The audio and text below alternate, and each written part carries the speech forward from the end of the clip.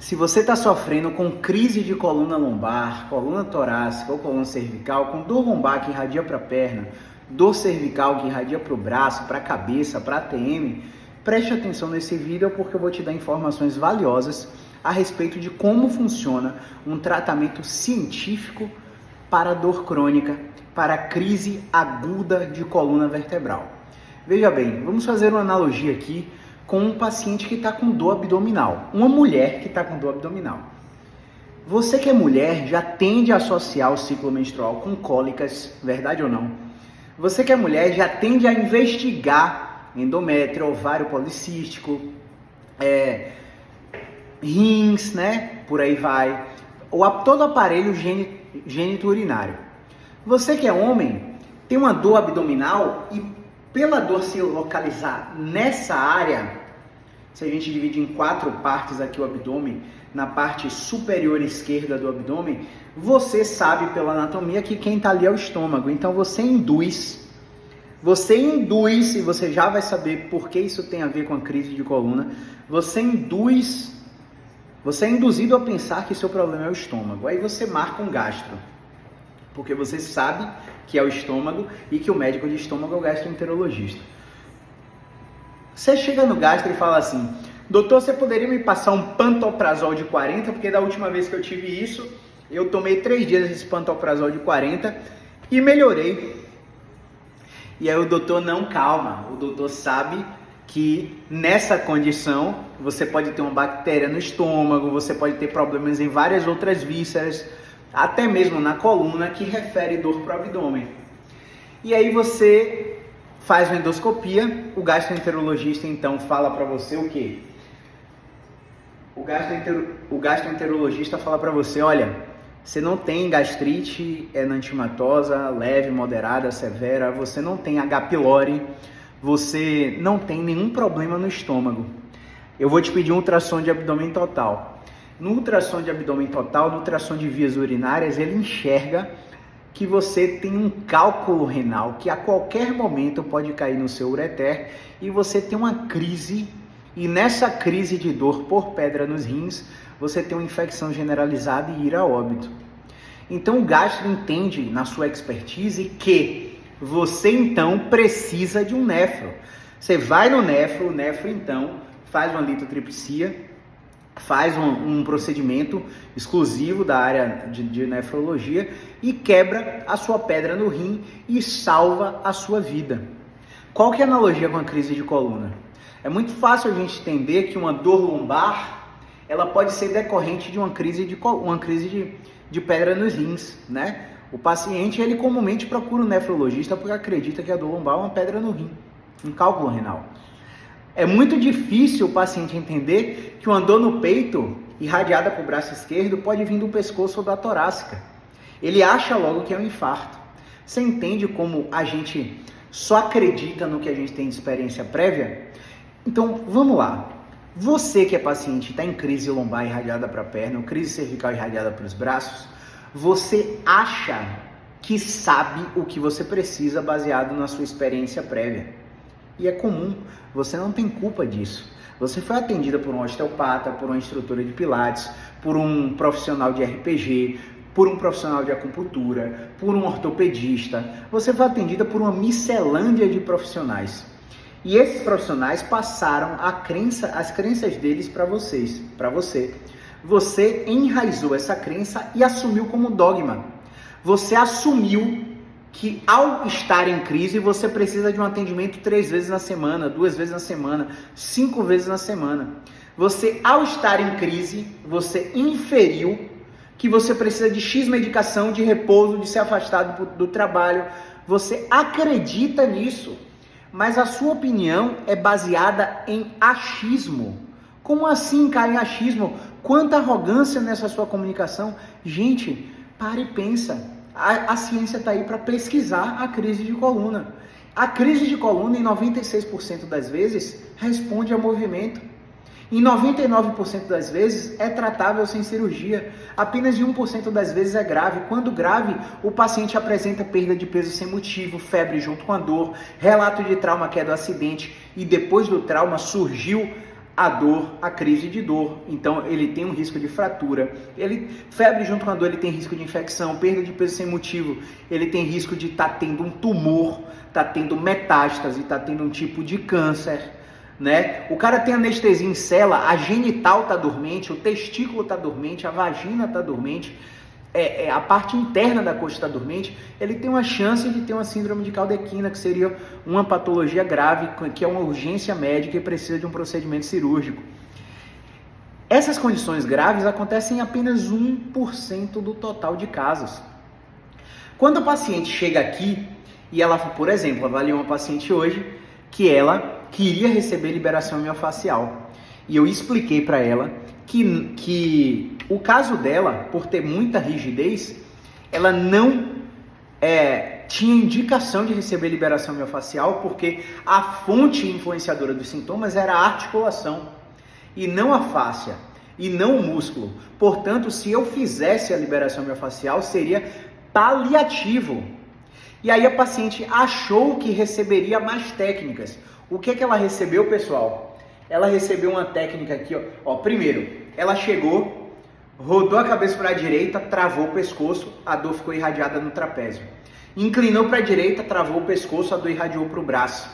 Olhou para cima, não conseguia fazer isso, ó. Ela só ia até aqui, travada, em extensão, inclinação e rotação direita, com dor 9 de 10. O que a gente fez com ela? A gente fez isso aqui, ó.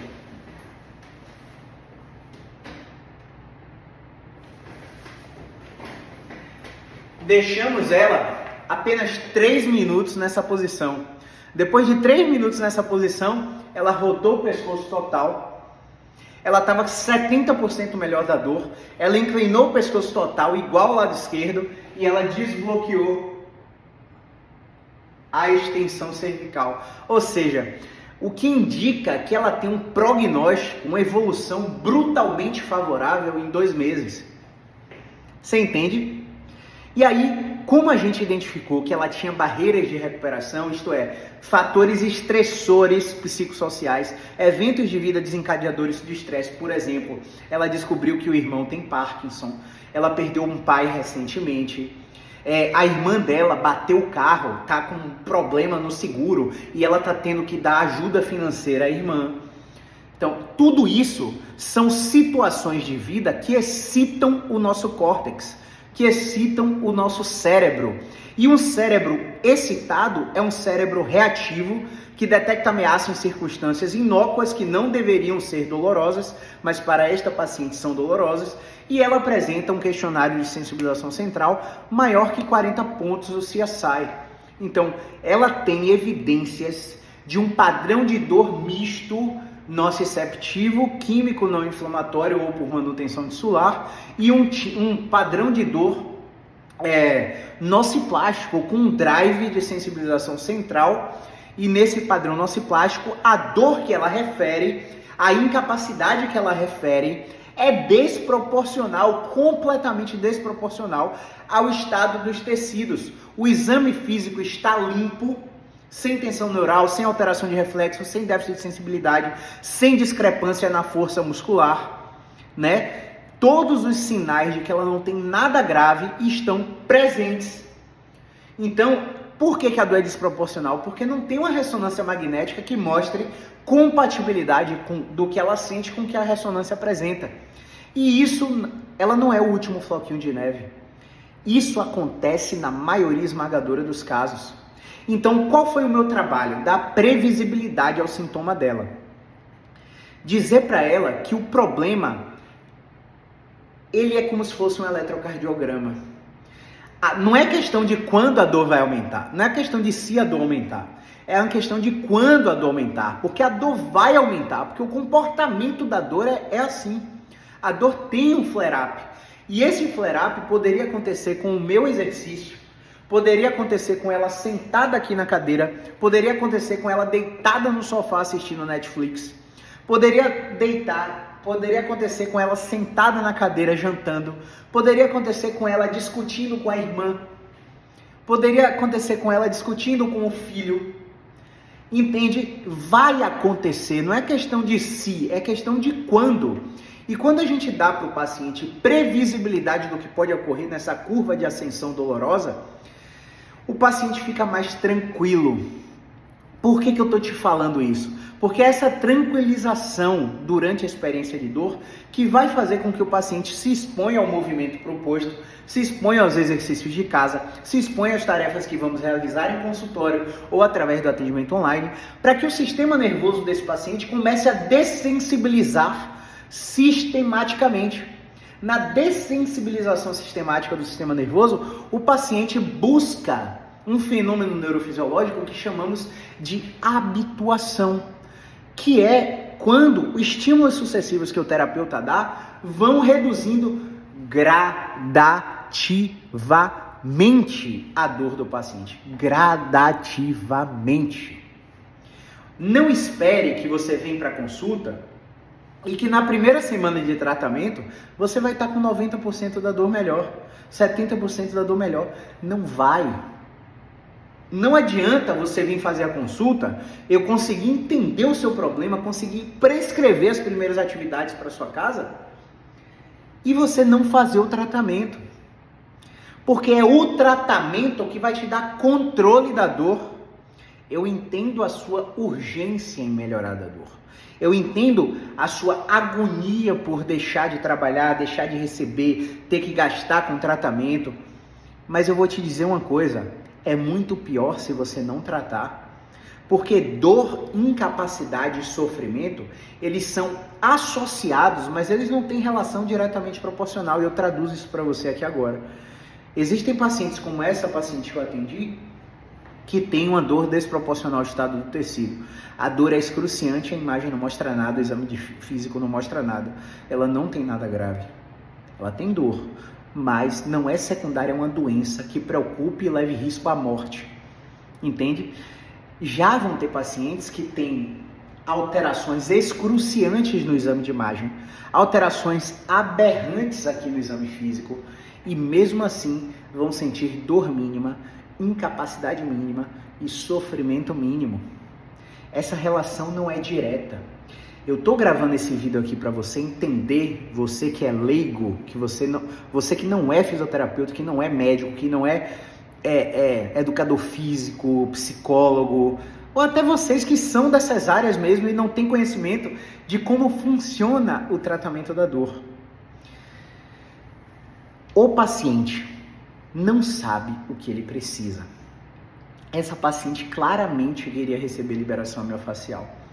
E do jeito que o sistema nervoso dela está hiperreativo a estímulos inócuos, se eu exercesse uma pressão controlada, sustentada, contínua, deslizante sobre o tecido que ela acreditava, porque um osteopata que atendeu ela falou que ela tinha um escaleno preso. Vê se pode. Que olho de raio-x é esse? Nem raio-x vê isso, gente. Que olhar clínico é esse desse osteopata que olha para o paciente e diz que ela está com o escaleno preso e incute uma crença enraizada nesse paciente de que tem algum defeito no pescoço dela? É claro que ela vai movimentar o pescoço de forma diferente. Ela vai movimentar com cautela, com tensão, com rigidez. Ela vai ter cada vez mais estresse, né? Por causa de uma informação ridícula como essa e não pautada em evidência científica. Então ela acreditava que ela tinha um escaleno preso e que imagine se eu exercesse a pressão nessa mulher, essa mulher não ia querer me ver mais nunca na China. Ah, mas quando ele fez, melhorou. Por que você não está com ele?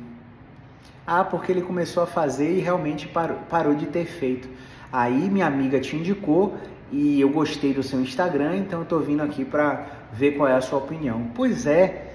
A minha opinião é que você não precisa de liberação miofascial para nada na sua vida. O que você precisa nas próximas 72 horas a 7 dias é esse movimento 3 vezes por dia, 3 minutos até você voltar aqui para seguir o tratamento durante 2 meses.